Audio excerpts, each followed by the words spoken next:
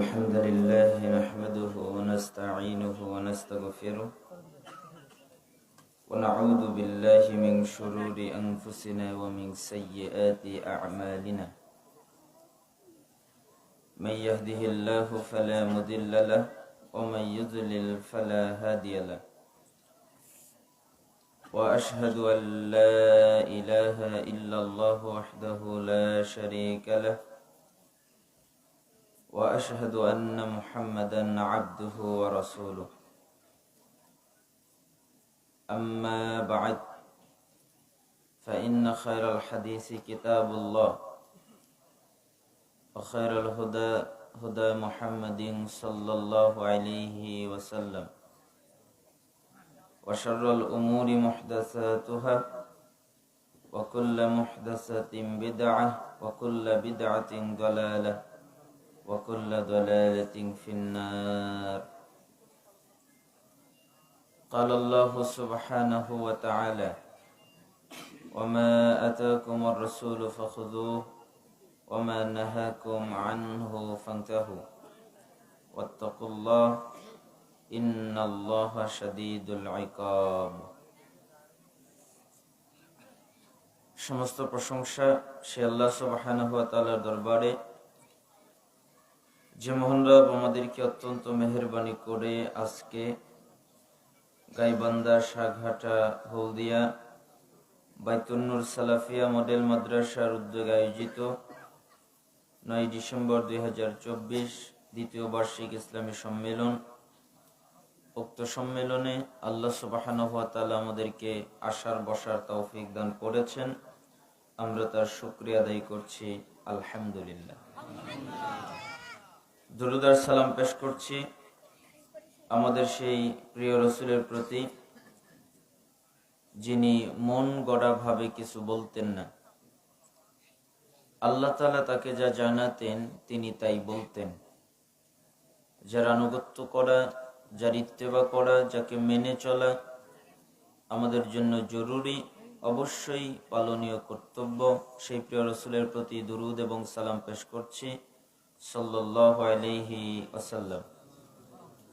অতঃপর আজকের এই সম্মেলনের সম্মানিত সভাপতি সাহেব, সহসভাপতি সাহেব, প্রধান অতিথি, বিশেষ অতিথি, আমন্ত্রিত অতিথিবৃন্দ এবং যারা এই ইসলামী সম্মেলনের সাথে জড়িত আছেন এবং আপনারা যারা বিভিন্ন জায়গা থেকে কোরআন এবং সুন্নাহ এর আলোচনা শোনার জন্য এসেছেন, বসেছেন, আমি আপনাদের প্রত্যেকের জন্য দোয়া করছি আল্লাহ সুবহানাহু ওয়া তাআলা আপনাদের উপরে শান্তি, কল্যাণ, বারাকা, হিদায়াত দান করুন এবং আল্লাহ সুবহানাহু ওয়া তাআলা তার জান্নাতের জন্য আপনাদের প্রত্যেককে কবুল করে নিন। আপনারা জানেন, অবগতিতে আছেন, এটি একটি জ্ঞানের মজলিস, যেখানে মানুষ জ্ঞান অর্জন করতে আসে, ইলম অর্জন করতে আসে, বিদ্যা অর্জন করতে আসে। যারা জ্ঞান চর্চা করে, জ্ঞান অর্জন করে, বিদ্যা অর্জন করে, তাদের মর্যাদা অনেক বেশি। হাদিসের মধ্যে এসেছে, রাসূলুল্লাহ সাল্লাল্লাহু আলাইহি ওয়াসাল্লাম বলেন, মিশকাতের 204 এবং 212 নম্বর হাদিস, মান সালাকা তরিকান ইয়ালতামিসু ফিহি ইলমান সালাকাল্লাহু লাহু বিহি তরিকান মিন তুরুকিল জান্নাহ। যে ব্যক্তি জ্ঞান অর্জন করার জন্যে, ইলম অর্জন করার জন্যে, বিদ্যা অর্জন করার জন্যে, কোরআন জানার জন্যে, হাদিস জানার জন্যে কোনো জায়গায় যায়, আল্লাহ এর বিনিময়ে তার জান্নাতের পথকে সহজ, সরল, সঠিক করে দেয়। অর্থাৎ কেউ যদি চায় আল্লাহ তাআলা আমার জান্নাতের পথকে সহজ করে দিক, আমার জান্নাতের পথকে সরল করে দিক, আমার জান্নাতের পথকে সঠিক করে দিক, এইটা যদি কেউ চায়, তাহলে অবশ্যই সে যেন জ্ঞান অর্জন করে, ইলম অর্জন করে। যেই মজলিসে থেকে জ্ঞান অর্জন করা যায়, কোরআন জানা যায়, হাদিস জানা যায়, ওইখানে যেন যায়, তাহলে আল্লাহ তার জান্নাতের পথকে সহজ করে দিবেন। দারেমের 271 নম্বর হাদিস, রাসূল সাল্লাল্লাহু আলাইহি ওয়াসাল্লাম বলেন, যে ব্যক্তি রাতের সামান্য একটু সময়, অল্প সময় জ্ঞান অর্জন করে, জ্ঞান চর্চা করে, সারা রাত সালাত আদায় করলে, সারা রাত কিয়াম করলে, সারা রাত তাহাজ্জুদ পড়লে যে নেকি হয়, সামান্য সময় জ্ঞান অর্জন করলে আল্লাহ তাকে তার চেয়ে বেশি নেকি দান করেন। সহিহ তারগিব ওয়াত তারহিব ৭৬ নম্বর হাদিস, রাসূল সাল্লাল্লাহু আলাইহি ওয়াসাল্লাম বলেন, যে ব্যক্তি মসজিদে যায়, কেন যায়? জ্ঞান অর্জন করার জন্যে, কোরআন হাদিস জানার জন্যে, অথবা কাউকে জ্ঞান শিক্ষা দেওয়ার জন্যে, হয় জ্ঞান অর্জন করতে যায়, না হলে কাউকে শিখাতে যায়, তাহলে একটা পরিপূর্ণ হজ করলে যে নেকি হয়, আল্লাহ তাকে ওই নেকি দান করেন। তার মানে জ্ঞানের মর্যাদা কত বেশি। আপনি যদি খোলেন, পড়েন, মিশকাতের 220 নম্বর হাদিস, রাসূল সাল্লাল্লাহু আলাইহি ওয়াসাল্লাম বলেছেন, মান খারাজা ফি তালাবিল ইলম ফাহুয়া ফি সাবিলিল্লাহ হাত্তা ইয়ারজিআ। যে ব্যক্তি জ্ঞান অর্জন করার জন্য, ইলম অর্জন করার জন্য, কোরআন জানার জন্য, হাদিস জানার জন্য বাড়ি থেকে বের হয়, কেন? কোরআন জানবো, হাদিস জানবো, এটা তার নিয়ত। তাহলে যতক্ষণ পর্যন্ত বাড়িতে ফিরে না যায়, ততক্ষণ তার আমলনামায় জিহাদ করার নেকি হয়। অর্থাৎ আপনি যদি আল্লাহর পথে জিহাদ করেন, আল্লাহর পথে যুদ্ধ করেন, যে নেকিটা পেতেন আল্লাহ তাআলা ওই নেকি আপনাকে দান করবেন। কেন? আপনি জ্ঞান অর্জন করতে গিয়েছেন তাই।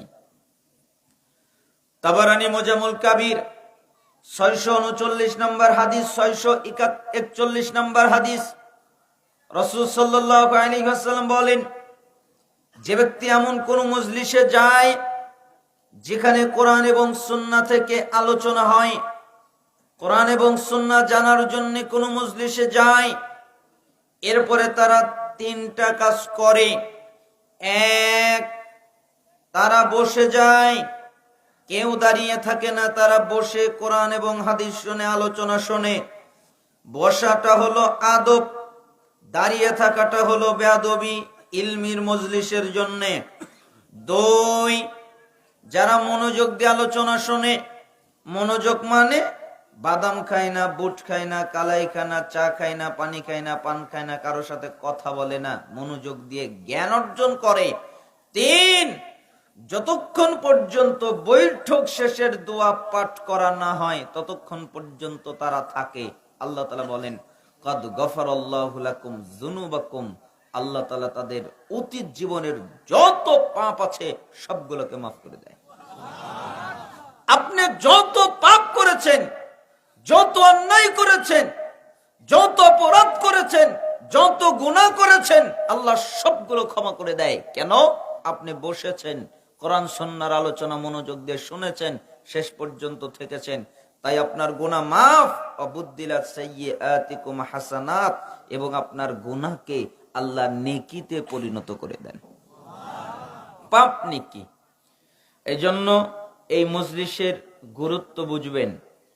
এখান থেকে পাপ ক্ষমা নিয়ে বাড়িতে যাবার চেষ্টা করবেন, পাপ নেকি বানিয়ে নেওয়ার চেষ্টা করবেন।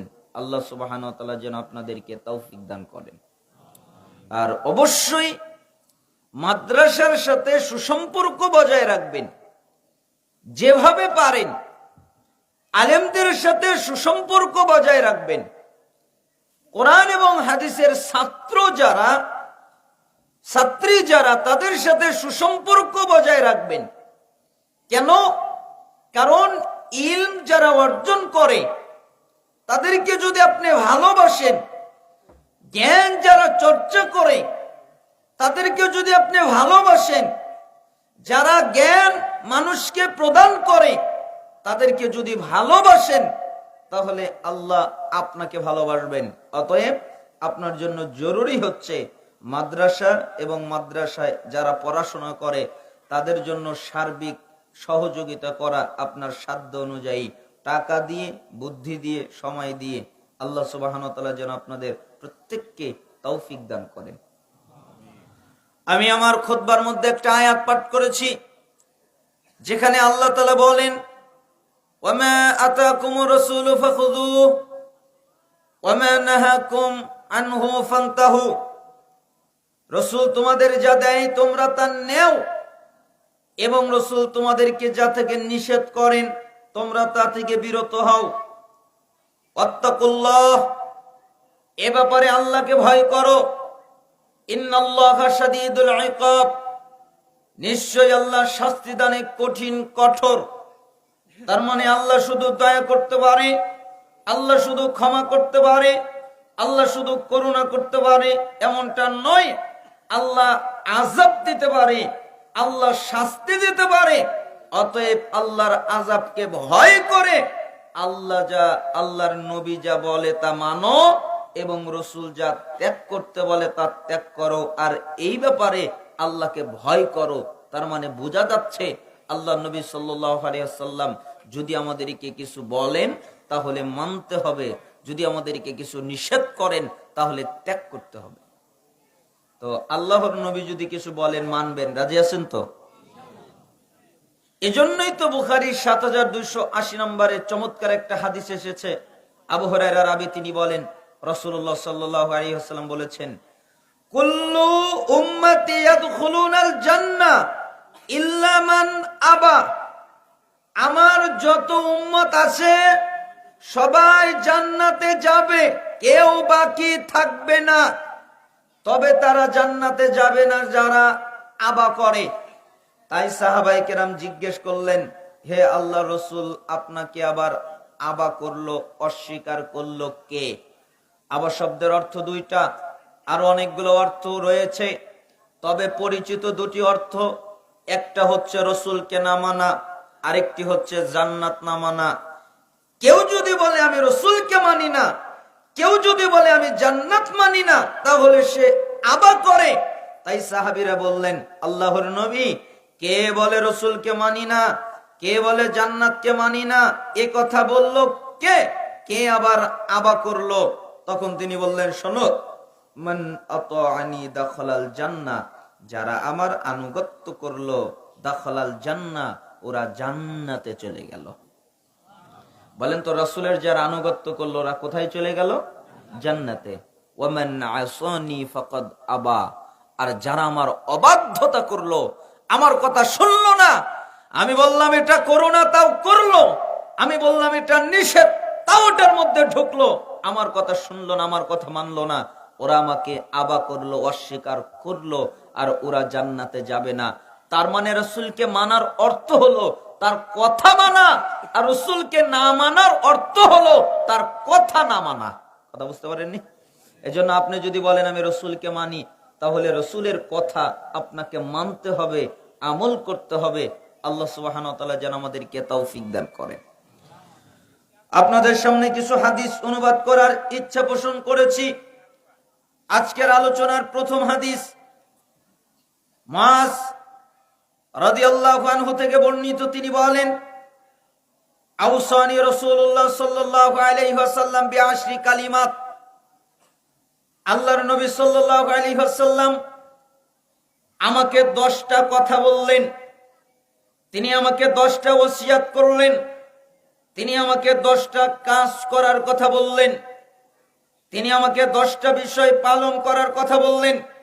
তিনি বললেন, লা তুশরিক বিল্লাহি শাইআ ওয়া ইন কুতিলতা ওয়া হুররিকতা। শোনো, আল্লাহর সাথে কাউকে শরীক করবা না, তোমাকে যদি হত্যা করা হয় তবুও না, তোমাকে যদি আগুনে জ্বালিয়ে দেওয়া হয় তবুও না, আল্লাহর সাথে কখনো শিরিক করবা না। পৃথিবীর সবচেয়ে ডেঞ্জারাস যতগুলো পাপ আছে তার মধ্যে একটা পাপ হচ্ছে শিরক। মানুষ নির্দ্বিধায় করে যায়, নির্দ্বিধায় করে বেড়াচ্ছে, অথচ শিরক কত জটিল এবং কঠিন পাপ। আল্লাহ তাআলা বলছেন, ইন্নাল্লাহ লা ইয়াগফিরু ইশরাকা বিহি ওয়া ইয়াগফিরু মা দুনা যালিকা লিমান ইয়াশা। নিশ্চয়ই যে ব্যক্তি আল্লাহর সাথে শিরিক করে, আল্লাহ এই শিরিকের পাপ ক্ষমা করে না। এছাড়া যত পাপ আছে আল্লাহ যাকে চায় তাকে মাফ করে দেয়। তার মানে সমস্ত পাপের ক্ষমা হয়, কিন্তু শিরিকের ক্ষমা হয় না। এখান থেকে আরেকটি মাসালা বুঝতে হবে যে আল্লাহ পাপ ক্ষমা করে না, এর অর্থ হলো কেউ যদি শিরিক করা অবস্থায় মারা যায়, যেমন শিরিক করছে আর ওই অবস্থায় মারা গেছে, তওবা করে নাই, তাহলে তার ক্ষমা পাওয়ার আর কোনো পথ নেই। কিন্তু তার জীবিত থাকা অবস্থায় শিরিক করেছে আর মরার আগেই আল্লাহর কাছে ক্ষমা চেয়েছে, মাফ চেয়েছে, তাহলে আল্লাহ তাকে মাফ করে দিবেন। কিন্তু শিরিক করা অবস্থায় যদি সে মারা যায়, তাহলে আল্লাহ তাকে কখনো ক্ষমা করবেন না। এজন্য সূরা মায়েদা, আগেরটি সূরা নিসার 48 নম্বর আয়াত, সূরা মায়েদার 72 নম্বর আয়াতের মধ্যে আল্লাহ তাআলা বলেন, ইন্নাহু মাইয়ুশরিক বিল্লাহ ফাকাদ হারামাল্লাহু আলাইহিল জান্নাহ ওয়া মাওয়াহুন নার ওয়া মা লিয-যালিমিনা মিন আনসার। নিশ্চয় যে ব্যক্তি আল্লাহর সাথে শিরিক করে, আল্লাহর সাথে অংশীদার সাব্যস্ত করে, আল্লাহ তার জন্য জান্নাতকে হারাম করে দেয়, সে জান্নাতে কখনো যেতে পারবে না, আর তার ঠিকানা হলো জাহান্নাম। আর এ হলো জালেম, জুলুমকারী, নিজের উপরে জুলুম করেছে, অতএব এই জালেমের কোনো সাহায্যকারী নাই। তার মানে যে শিরিক করে তার কোনো সাহায্যকারী নাই, যে শিরিক করে তার জন্য জান্নাত হারাম, যে শিরিক করে তার ঠিকানা হলো জাহান্নাম। আল্লাহ সুবহানাহু ওয়া তাআলা সূরা আনআমের 88 নম্বর আয়াত তিনি উল্লেখ করলেন। এর আগে 18 জন নবীর নাম উল্লেখ করলেন। এক এক করে 18 জন নবীর নাম উল্লেখ করার পরে তিনি বললেন, ওয়ালাউ আশরাকু লাহাবিতা আনহুম মা কানু ইয়ামালুন।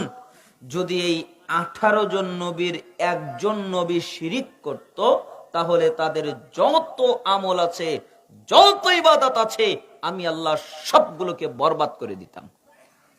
বলেন তো কাদের ইবাদত বরবাদ করে দিত?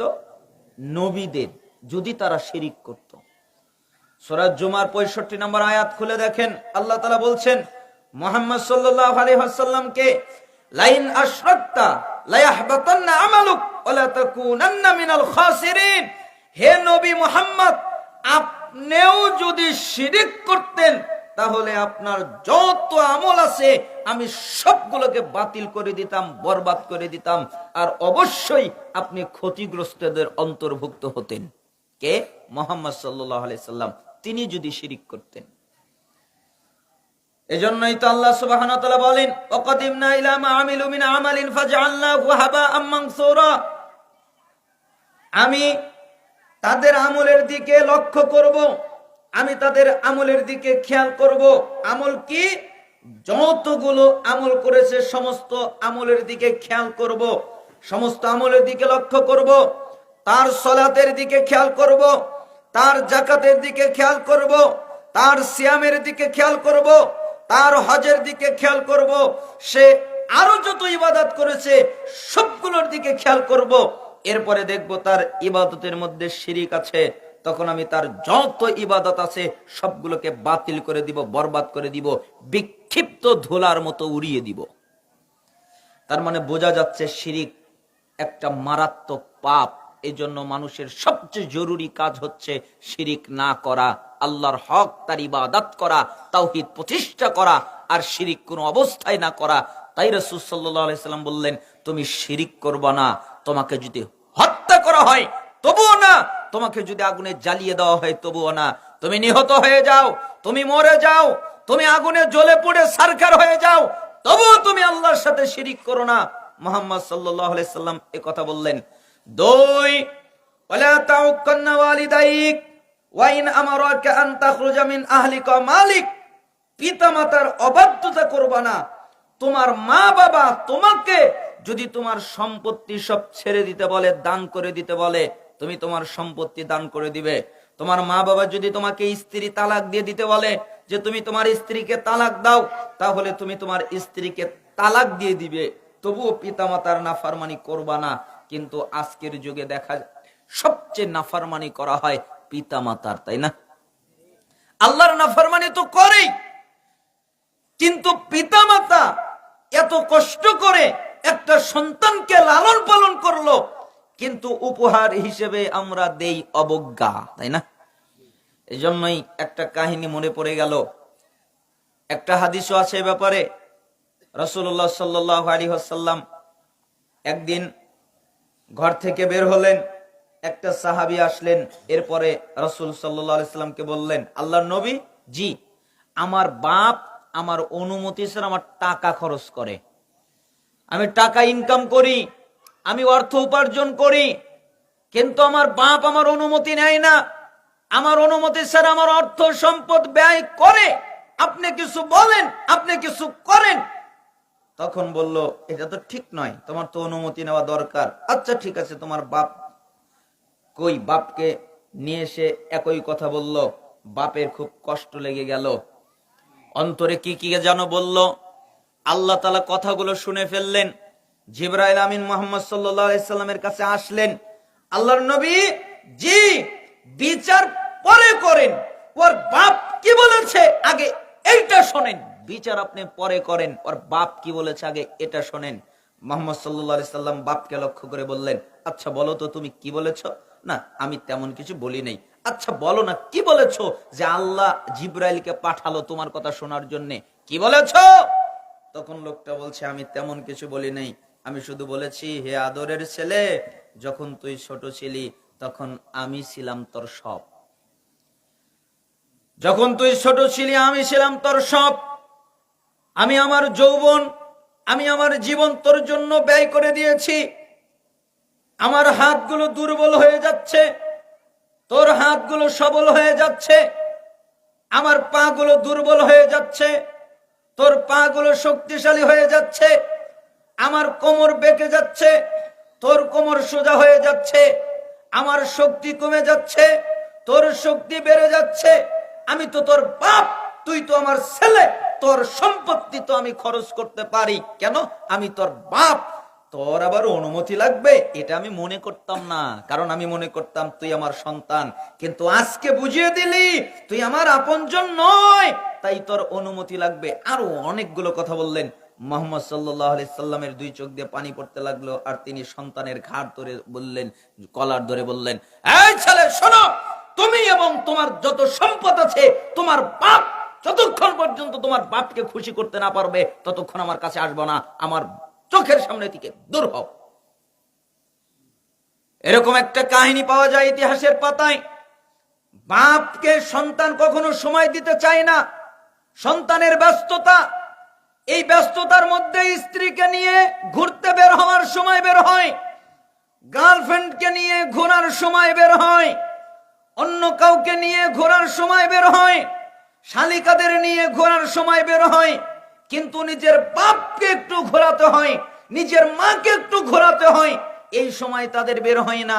এজন্য একটা কাহিনী, চমৎকার কাহিনী রয়েছে, যে বাপ তার সন্তানকে বলে, বাবা কি তুমি কি আমাকে একটু সময় দেবে? না না, আমার কাছে সময় নেই। আচ্ছা একটু সময় দিলে হয়ে যাবে। না না, আমার কাছে সময় নেই, একটু সময় দিলেই আমার হবে। অনেকক্ষণ পরে রাজি হলেন, আচ্ছা ঠিক আছে। বাপ সন্তানকে নিয়ে পার্কে চলে গেলেন। তো সন্তান বাপকে বলছে, এটা কি মজার জায়গা? আমার কাজ আছে, বুঝেছো? তোমার সাথে পার্কে ঘোরার মতো সময় আমার নেই। এ কথা সন্তান বলছে বাপকে। তো বাপ সন্তানকে বলছে, একটা কাক দেখিয়ে বলছে, বাবা বলো তো এটা কি? তখন সন্তান বলছে, এটা আবার কি কাক, আপনি চোখে দেখেন না? দ্বিতীয়বার আবার জিজ্ঞেস করলেন। আলহামদুলিল্লাহ। আমরা বলছিলাম একটা বাপ এবং একটা ছেলের কাহিনী। তো বাপ ছেলেকে বললেন যে একটা কাককে দেখিয়ে, বাবা বলো তো এটা কি? তখন সন্তান বলছে যে, আপনি কি দেখেন না এটা কি? এটা একটা কাক। ও এটা কাক, আচ্ছা ঠিক আছে। কিছুক্ষণ পরে আবার কিছু দূরে গিয়ে সন্তানকে আবার জিজ্ঞেস করলেন, বাবা কি বলো তো এটা কি? তোমাকে না গত মাসে চশমা কিনে দিলাম, এখনো তুমি দেখতে পারো না, মজা করো আমার সাথে, এটা কাক। বলেন তো সন্তান কয়বারে রেগে গেছে? দুইবারে। দ্বিতীয়বারে সন্তান রেগে গেছে, এটা হলো সন্তান। তখন বাপ তার হাত থেকে একটা ডায়েরি হাতে করে নিয়ে গেছে, ডায়েরিটা বের করেছে, বের করে সন্তানকে বলছে, বাবা এই ডায়েরিতে দেখো লেখা আছে আজ থেকে 30 বছর আগে। কয় বছর আগে? 30 বছর আগে এই পার্কে তুমি আর আমি একসাথে হাঁটছিলাম, তুমি আর আমি একসাথে হাঁটছিলাম, আর তুমি একটা কাককে দেখে আমাকে জিজ্ঞেস করেছিলে আব্বা এটা কি? আমি বলেছিলাম কাক। কিছু দূরে গিয়ে তুমি আবার জিজ্ঞেস করেছিলে বাবা এটা কি? আমি বলেছিলাম কাক। তুমি আবার জিজ্ঞেস করেছিলে বাবা এটা কি? আমি বলেছিলাম কাক। 36 বার তুমি আমাকে জিজ্ঞেস করেছিলে, আমি 36 বার জবাবে বলেছিলাম এটা কাক। একবার আমি রাগিনি। কেন? আমি তোমার বাপ, আমি তোমার জন্য সব করতে পারি, কিন্তু তুমি আমার সন্তান, আমার জন্য কিছুই করতে পারো না। এটাই হলো বাপ আর ওটা হলো সন্তান। আপনি পৃথিবীর দিকে তাকিয়ে দেখেন, বাপের জন্য, সন্তানের জন্য বাপ সব করতে পারে, মা সব করতে পারে, সবগুলো ত্যাগ করে, আর বিনিময়ে সন্তান বাপকে বৃদ্ধাশ্রমে পাঠায়। এজন্যই উচিত হচ্ছে পিতামাতার আনুগত্য করা, পিতামাতার অনুসরণ করা, পিতামাতাকে মেনে চলা। এ কথাই রাসূল সাল্লাল্লাহু আলাইহি সাল্লাম বললেন যে তুমি তোমার বাপ মার, মায়ের বাপের আনুগত্য করবে। তারা যদি তোমার স্ত্রী তালাক দিতে বলে তাই করবে, তারা যদি তোমার সন্তান, তারা যদি তোমার সম্পত্তি ছেড়ে দিতে বলে তাই করবে, তবু পিতামাতার নাফরমানি করবে না। ওয়ালা তাতরুকান্না সালাতান মাকতুবাতান মুতাআম্মিদান ফাইন্না মান তারাকা সালাতান মাকতুবাতান মুতাআম্মিদান ফাকাদ বারিয়াত মিনহু জিম্মাতুল্লাহ। 3, তোমরা ইচ্ছা করে ফরজ সালাত ছেড়ে দিবা না। কেন? যারা ইচ্ছা করে ফরজ সালাত ছেড়ে দেয় আল্লাহ তাদের উপর থেকে দায়িত্ব উঠিয়ে নেয়। মানে আল্লাহর কোনো দায়িত্ব তাদের উপরে নাই। অন্য হাদিসে এসেছে ইসলামের কোনো দায়িত্ব তাদের উপরে নাই। অন্য হাদিসে এসেছে রাসূলের দায়িত্ব তাদের উপরে নাই। সে রাসূল থেকে মুক্ত, সে ইসলাম থেকে মুক্ত, এমনকি সে আল্লাহ থেকে মুক্ত। কে? যে সালাত আদায় করে না। আর আমাদের দেশ তো আশ্চর্যজনক দেশ। কেন? এদেশের 90% নাকি মুসলমান, তারা 88% হলো বেনামাজি। সবাই নাকি মুসলমান, মুসলমানের দাবি করে, অথচ তারা সালাত আদায় করে না। অথচ সালাত যারা আদায় করে না, নামাজ যারা পড়ে না, তারা কি? কাফের। দেখেছেন, আপনারাই ফতোয়া দিয়ে দিয়েছেন, যারা নামাজ পড়ে না ওরা কি? কাফের। দলিল আল্লাহ তাআলা সূরা তাওবার 5 নম্বর আয়াতে বলেছেন, আল্লাহ তাআলা সূরা তাওবার 11 নম্বর আয়াতে বলেছেন, যারা সালাত আদায় করে ওরা তোমাদের দ্বীনি ভাই, যারা সালাত আদায় করে না ওরা তোমাদের দ্বীনি ভাই নয়। তার মানে ওরা মুসলিম ভাই যারা সালাত আদায় করে, যারা সালাত আদায় করে না ওরা তোমাদের মুসলিম ভাই নয়। হাদিসের মধ্যে এসেছে, 21টা হাদিস এ ব্যাপারে রয়েছে আলাদা আলাদা। সময়ের ব্যবধানে আমি আপনাকে 4টার অনুবাদ করে শোনাচ্ছি। 1, মুসলিমের 82 নম্বর হাদিস। রাসূল সাল্লাল্লাহু আলাইহি ওয়াসাল্লাম বলেন, ইন্না বাইনার রাজুল ওয়া বাইনাশ শিরক ওয়াল কুফর তারকুস সালাহ।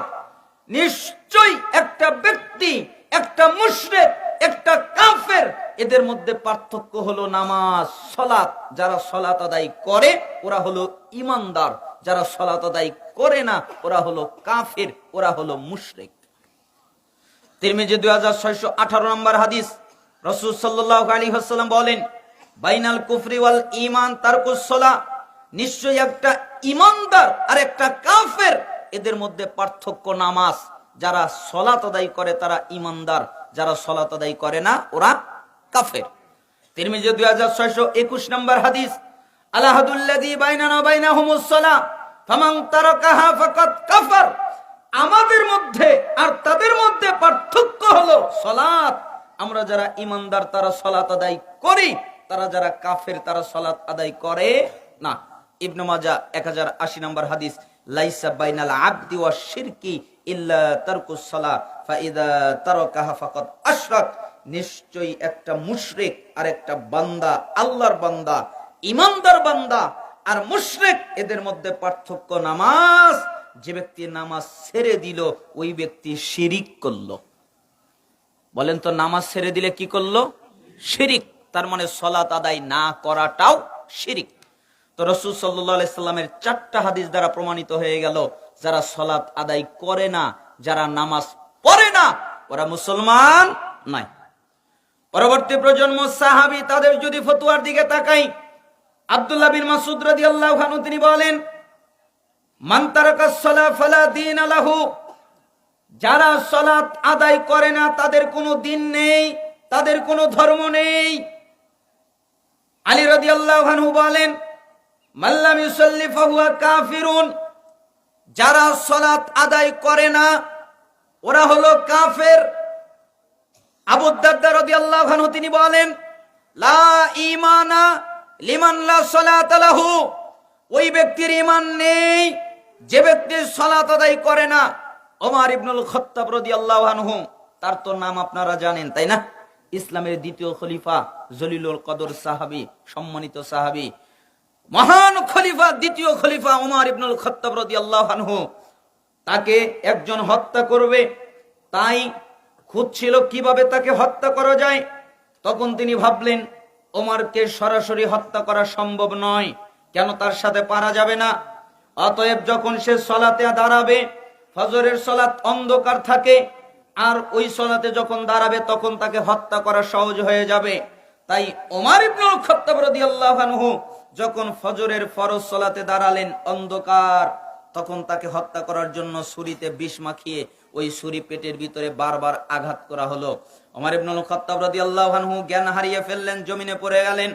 অন্য সাহাবী এসে বাকি সালাত আদায় করে দিলেন। ওমর ইবনুল খাত্তাব রাদিয়াল্লাহু আনহুকে নিয়ে যাওয়া হলো, সেবা করা হলো। অনেকক্ষণ পরে তার জ্ঞান ফিরে পেল। আমরা যেমন অপারেশন করলে আমাদের জ্ঞান হারানো হয়, জ্ঞান হারিয়ে যায়, এরপরে আমাদের জ্ঞান ফিরে আসে, তখন আমরা জিজ্ঞেস করি, আমাদের যে যার কাছে আপন তার কথা জিজ্ঞেস করি, আমার স্ত্রী কোথায়, আমার সন্তান কোথায়, আমার বাপ মা কোথায়, এ কথা আমরা বলি। কিন্তু ওমর ইবনুল খাত্তাব রাদিয়াল্লাহু আনহুর জ্ঞান ফেরার পরে তিনি কোন আত্মীয় স্বজন, সন্তান সন্ততির কথা বললেন না। তিনি শুধু বললেন, লোকেরা কি নামাজ আদায় করেছে, লোকেরা কি সালাত আদায় করেছে। জ্ঞান ফিরে পাওয়ার প্রথম বাক্য হলো এটা। তার মানে তিনি জানেন আমি এক রাকাত পড়েছি, আর এক রাকাত পড়তে পারিনি, তাই তিনি বললেন লোকেরা কি সালাত আদায় করেছে। তখন সাহাবীরা বললেন, জি, লোকেরা সালাত আদায় করেছে। তখন ওমর ইবনুল খাত্তাব রাদিয়াল্লাহু আনহু নিজেকে ধিক্কার দিচ্ছেন আর বলছেন, হায় হায় হায় হায় হায় হায়, আফসোস আমার কি হবে, লা হাদ্দা ফিল ইসলাম লিমান তারাকা সালাহ, ওই ব্যক্তির ইসলামে কোনো জায়গা নেই যে ব্যক্তি সালাত আদায় করে না। আমি উমরের কি হবে, আমি উমরের কি হবে। আচ্ছা, ওমর ইবনুল খাত্তাব ইচ্ছা করে সালাত ছেড়েছেন?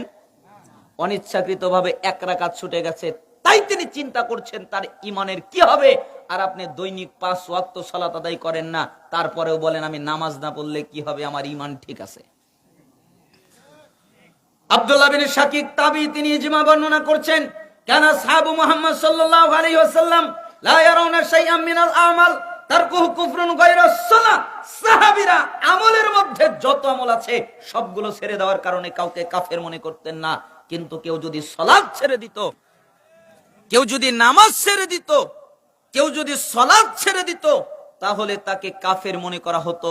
তার মানে যারা সালাত আদায় করে না তারা মুসলমান নয়। প্রমাণ আল্লাহ বলেছেন, আল্লাহ রসুল বলেছেন, সাহাবীরা বলেছেন, তাবিরা বলেছেন, যারা সালাত আদায় করে না তারা মুসলমান নয়। তাতে কি প্রমাণিত হলো? সালাত আদায় করবেন তো? যারা সালাত আদায় করে না তাদের জন্য কঠিন কঠিন বিধান বর্ণিত হয়েছে।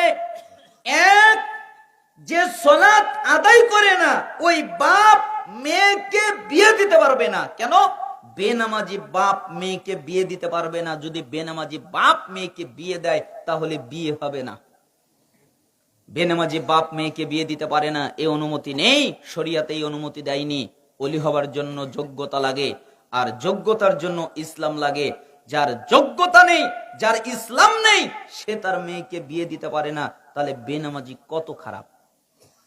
কোন ছেলে যদি সালাত আদায় না করে, নামাজ আদায় না করে, ওই ছেলের সাথে মেয়েকে বিয়ে দেওয়া বৈধ নয়, বিয়ে দেওয়া জায়েজ নয়। বিয়ে দিলে বিয়ে হবে না। আপনি বলছেন এখনকার লোকজন তো আর ইমানদার ছেলে খোঁজে না, নামাজি ছেলে খোঁজে না, খালি দেখে টাকা কত বেশি, তাই না? ওর চাকরি কেমন, ও সরকারি চাকরি করে কিনা, আর ও ঘুষ খেতে পারে কত, টাকা কত, এইগুলো দেখে। একটা নামাজি লোক দেখার চেষ্টা করে না। এই জন্য আমাকে অনেকেই বলে, হুজুর ভালো ছেলে কোথায় পাবো? আমি তখন মজা করে বলি, কথাটা সত্য। ভালো ছেলে ইউনিভার্সিটিতে পাওয়া যায় না, ভালো ছেলে বিশ্ববিদ্যালয়ে পাওয়া যায় না, ভালো ছেলে বিভিন্ন চাকরি করে, চাকরিমান চাকরিওয়ালা ছেলে, এরাই ভালো, একথা ঠিক নয়। ভালো ছেলে যদি পেতে চান তাহলে সকালবেলা উঠবেন, তারপরে ওযু করবেন, তার মসজিদে যাবেন, তারপরে ফজরের সালাত আদায় করবেন। যতগুলো ছেলেকে দেখবেন ঠান্ডার ভিতরে ওযু করে এসে ফজরের সালাত জামাতের সাথে আদায় করছে, মনে করবেন সবগুলোই টাটকা ভালো ছেলে। এর যে কোনো একটার সাথে মেয়েকে বিয়ে দেন, মেয়ে সুখে থাকবে। কেন? ওই নামাজি ছেলে হতে পারে আপনার মেয়েকে এক ওয়াক্ত না খেয়ে রাখতে পারে, হতে পারে তাকে ঠিক মতো কাপড় চোপড় দিতে পারে না, এটা ঘটতে পারে, কিন্তু ওই ছেলে আল্লাহকে ভয় করে, আল্লাহর জন্য সেজদা করে। ওই ছেলে আপনার মেয়ের উপরে কোনোদিন জুলুম আর অত্যাচার করবে না। কেন? ও আল্লাহকে ভয় করে, ওর হৃদয়ের ভিতরে আল্লাহর ভয় আছে। তাই বেনামাজি ছেলের সাথে মেয়েকে বিয়ে দেওয়া যাবে না। বেনামাজি ছেলের সাথে মেয়েকে বিয়ে দিলে বিয়ে হবে না, ওটা জিনা হবে। জিনার পাপ মেয়ের হবে, জিনার পাপ মেয়ের পাপের হবে। কেন? বাপ মেয়েকে জিনা করার অনুমতি দিল, বেনামাজি ছেলের সাথে বিয়ে বৈধ হয় না। ঠিক একই ভাবে বেনামাজি মেয়েকে বিয়ে করা যায় না। কোন ছেলে বেনামাজি মেয়েকে বিয়ে করতে পারে না।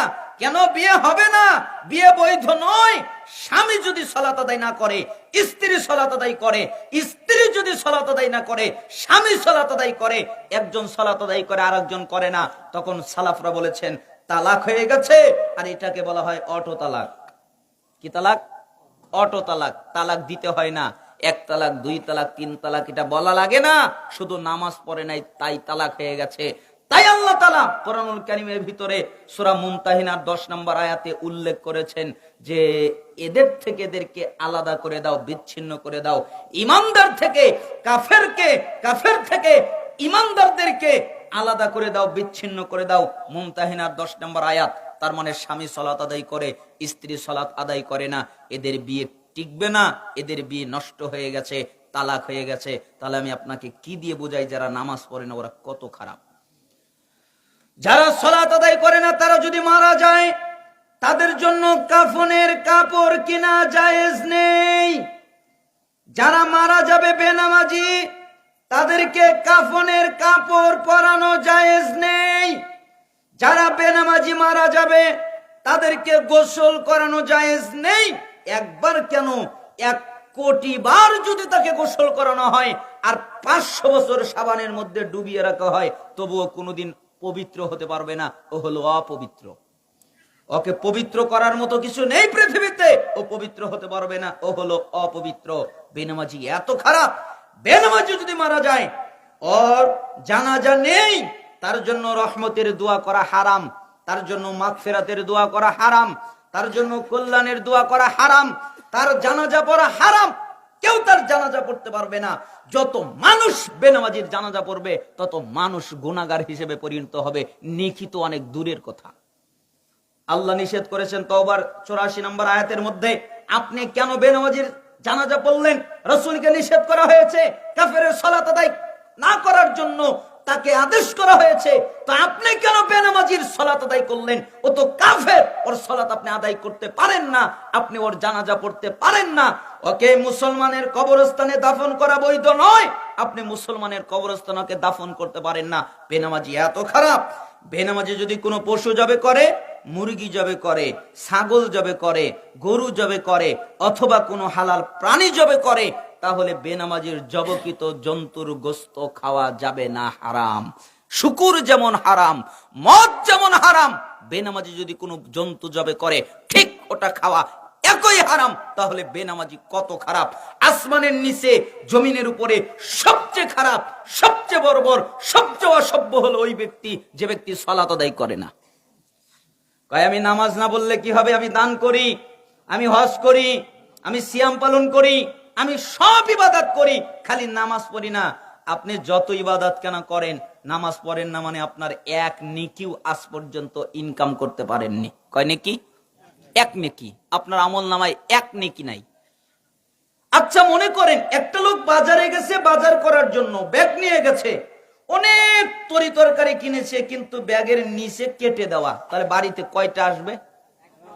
অথবা মাছ মারার জন্য গেছে, অনেকগুলো মাছ ধরেছে আর টুনার মধ্যে রাখতেছে আর টুনার নিচে কেটে দেওয়া, তাহলে কয়টা মাছ আসবে?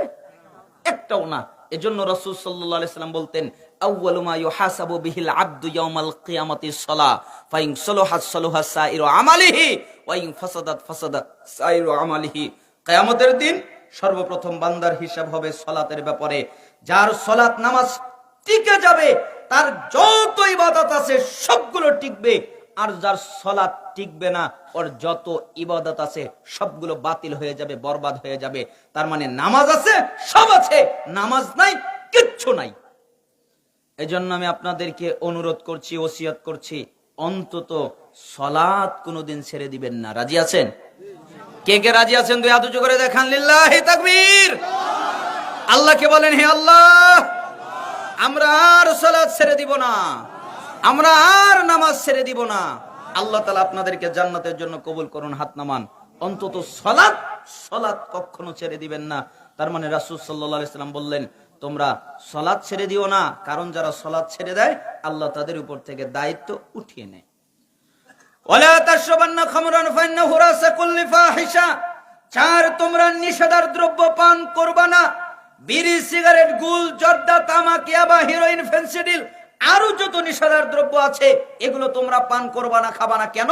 এগুলো পান করলে জ্ঞান হারিয়ে যায়, বিবেক হারিয়ে যায়, এগুলোর কারণে বিবেক নষ্ট হয়ে যায়। এগুলো হলো অশ্লীলতার মূল, এগুলো হলো খারাপ কাজের মূল, খারাপ কাজ এগুলোই করায়, এগুলোই মূল। একটা ছেলে প্রথমে মদ পান করে না, তাই না? একটা ছেলে প্রথমে কি খায়? ওই বন্ধুদের সাথে পাল্লাই পরে একটান বিড়ি খায়, তাই না? তারপরে বিড়ির আপগ্রেড করে, একটু বাড়ায়, তারপরে তার সাথে আরো আপগ্রেড করে, গাঁজা খায়, তারপরে ও আরো কিছু বাড়ায়, মদ খায়, ইয়াবা খায়, হিরোইন খায়, ফেন্সিডিল খায়। এভাবে খেতে খেতে এক সময় ও নষ্ট হয়ে যায় আর মেয়েদেরকে ধরে ও ধর্ষণ করে। কেন? ওর বিবেক হারিয়ে যায়, ওর জ্ঞান হারিয়ে যায়। যারা মদ পান করে, যারা নিষেধার দ্রব্য পান করে, তাদের জ্ঞান থাকে না, আকল থাকে না, বিবেক থাকে না, এটা হারিয়ে যায়। কি করতে হবে, কি করতে হবে না, এটা ওরা বুঝতে পারে না। তাই মুহাম্মদ সাল্লাল্লাহু আলাইহি সাল্লাম বললেন, তোমরা নিষেধার দ্রব্য পান করো না। পৃথিবীতে বেহায়া কিছু লোক আছে যেগুলো কুত্তা খায় না, ছাগল খায় না, শুকুর খায় না, ওইগুলো মানুষ খায়। তার একটা হলো তামাক, তাই না? তামাক পাতা আমি নিজে কাজ করেছি আমার বাপের সাথে, তামাক পাতা ভেঙেছি, দেখেছি যে তামাক পাতায় কোনো পোকা ধরে না। তামাক পাতায় পোকাও জানে যে তোকে খাওয়া যায় না, তাই ওই পাতায় পোকা হয় না, ওটা পচে নষ্ট হয়ে যায়, কিন্তু পোকা ধরে না। তামাক পাতা কোনো ছাগল খায় না, তামাক পাতা গরু খায় না, এজন্য তামাক খেতে কোনো বেড়া লাগে না। বিড়ি খাওয়া যত ক্ষতিকর, জর্দা খাওয়া তার চেয়ে বেশি ক্ষতিকর। কেন? বিড়ির ধোঁয়া খায়, বিড়ির কি খায়, এটাও হারাম। আর জর্দা ওটা টাটকা, পুরোটাই চাবায়া খায়। তাহলে বিড়ি যে খাচ্ছে আর জর্দা যে খাচ্ছে, বিড়ি খাচ্ছে একটা যুবক, তাই হুজুর বলছে তুমি কত খারাপ, বিড়ি খাচ্ছ, কিন্তু হুজুর কি খায়? জর্দা খায়। হুজুর ওই ছেলে খারাপ নয়, ওই ছেলের চাইতে আপনি হলে বেশি খারাপ। কেন? বিড়ি খায়, ধোঁয়া খায়, আর আপনি টাটকা জর্দা খান। এজন্য বলতে চাচ্ছি, যেগুলো কোনো প্রাণী খায় না ওইগুলো মানুষ খায়, তাহলে এরা কাদের মতো? চতুষ্পদ জন্তু জানোয়ারের মতো। আল্লাহ তাআলা বলেন, উলাইকা কাল আনআম, এরা চতুষ্পদ জন্তু জানোয়ারের মতো। না না না, বালহুম আদল, এর চেয়ে খারাপ। তার মানে যারা তামাক, বিড়ি এগুলো খায়, তামাক পাতা খায়, তারা শুকুর, বিড়াল, ছাগল, কুত্তা, শ্রীগাল, যতগুলো নিকৃষ্ট প্রাণী আছে সবগুলোর চেয়ে খারাপ। তাহলে নিষেধার দ্রব্য পান করা যাবে? যাবে না। কে বলেছেন?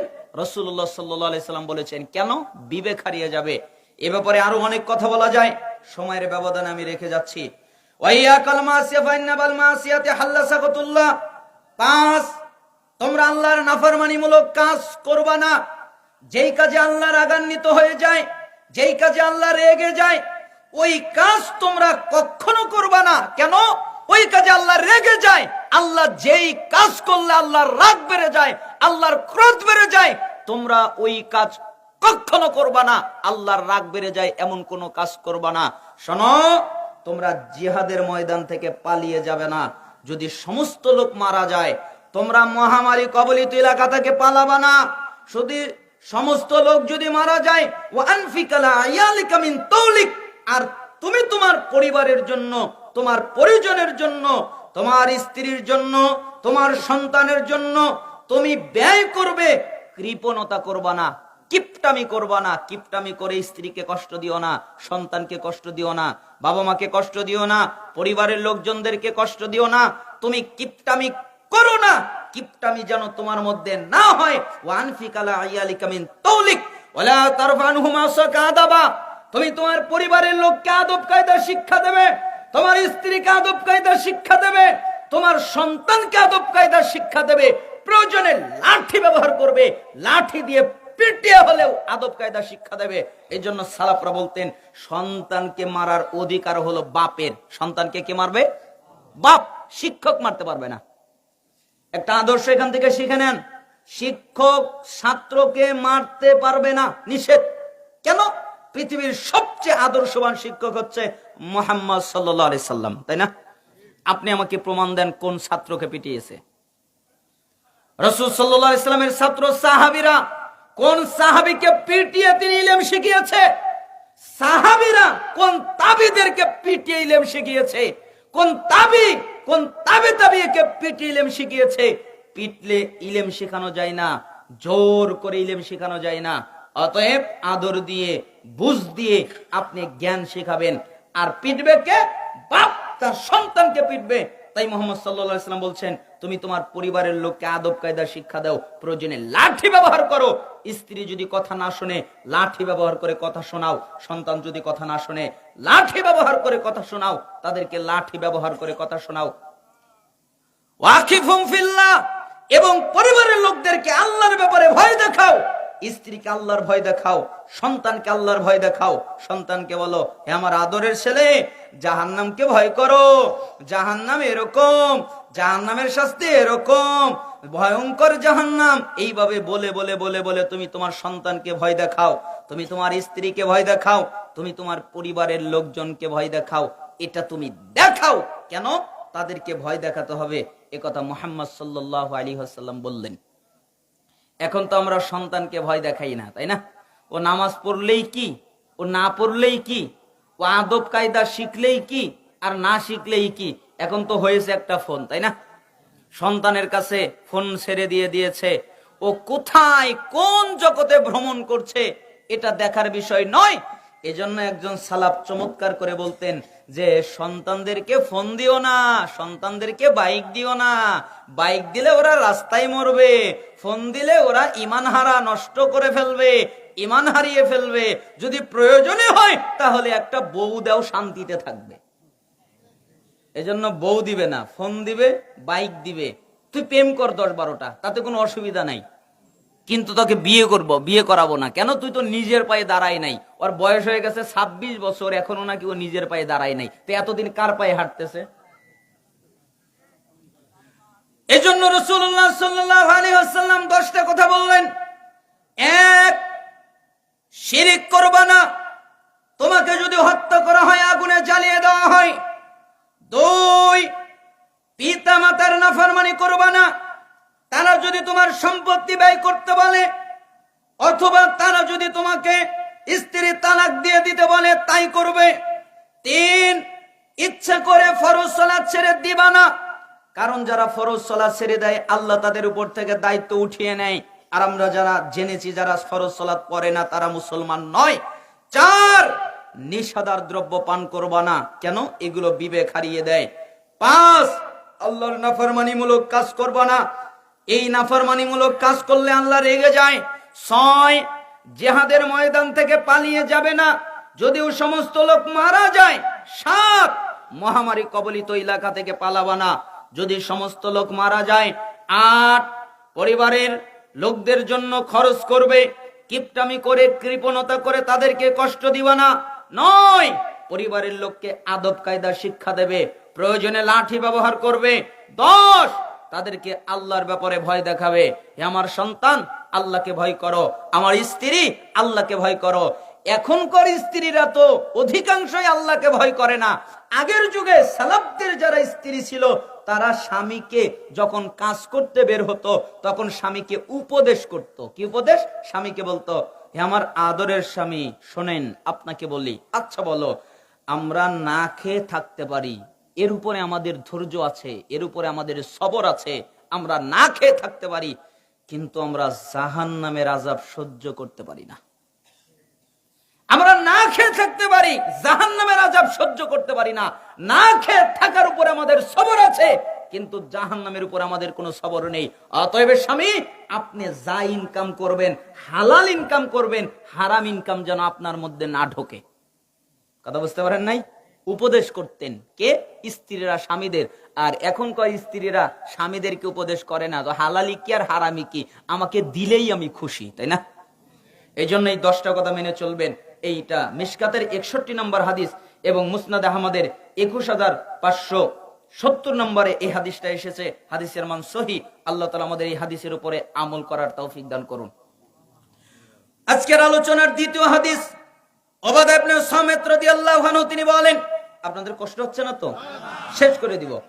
উবাদা ইবনে সামিত রাদিয়াল্লাহু আনহু তিনি বলেন, রাসূল সাল্লাল্লাহু আলাইহি ওয়াসাল্লাম বলেছেন, ইদমানু লি সিত্তা মিন আনফুসিকুম আদমানু লাকুমুল জান্নাহ।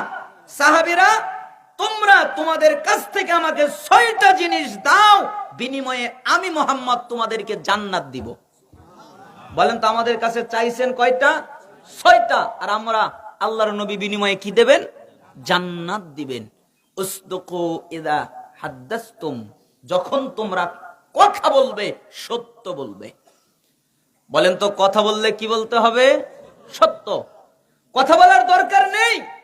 আল্লাহর নবী বারবার বলেছেন, সাহাবীরা বলেছেন, আমার কল্যাণ কিসের মধ্যে? তখন রাসূল সাল্লাল্লাহু আলাইহি ওয়াসাল্লাম বলেছেন, নিজের জিহ্বাকে কন্ট্রোলে রাখো, নিজের মুখকে কন্ট্রোলে রাখো, নিজের ঘরে অবস্থান করো, বেশি কথা বলিও না। এজন্যই তো হাদিসের মধ্যে এসেছে, রাসূল সাল্লাল্লাহু আলাইহি ওয়াসাল্লাম বলেন, মান সামাতা নাজা, যে চুপ থাকে সে নাজাত পায়। যে চুপ থাকে সে কি পায়? নাজাত পায়।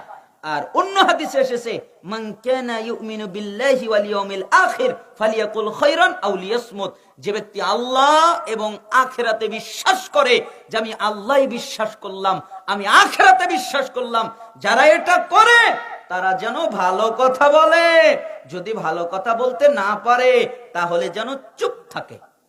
তা আপনি যদি কথা বলতে পারেন ভালো, তাহলে বলেন, কিন্তু আপনি যদি ভালো কথা বলতে না পারেন তাহলে চুপ থাকেন। এজন্য রাসূল সাল্লাল্লাহু আলাইহি ওয়াসাল্লাম বললেন, যখন কথা বলবে তখন সত্য বলবে, কথা বললেই সত্য বলবে, মিথ্যা যেন না বলে। ওয়াউফু ইযা ওয়াআদতুম, 2, যখন তোমরা ওয়াদা দিবে ওই ওয়াদা পালন করবে। আমি এইটা করব, আমি এইখানে যাব, আমি এইটা দেব, আমি এটা করবই, আমি যা ওয়াদা করব, আপনি যা ওয়াদা করবেন তা আপনি পালন করবেন। ওয়াআদু ইযা তুমিনতুম ওয়াআফু ইযা তুমিনতুম, হাদিসের ভাষায় বিভিন্ন শব্দ উল্লেখ হয়েছে আমানত রক্ষা করার ক্ষেত্রে। তার মানে তুমি তোমার আমানতকে রক্ষা করবে। তোমার কাছে যে আমানত রাখা হয়, একটা টাকা রাখলো, অর্থ রাখলো, সম্পত্তি রাখলো, অথবা দলিল রাখলো, যে কোনো জিনিস রাখুক না কেন, এটা হলো আমানত। তুমি তোমার আমানত রক্ষা করবে। ওয়াহফাজু ফুরুজাকুম, তুমি তোমার লজ্জাস্থানকে হেফাজত করবে, তুমি তোমার চরিত্রকে হেফাজত করবে।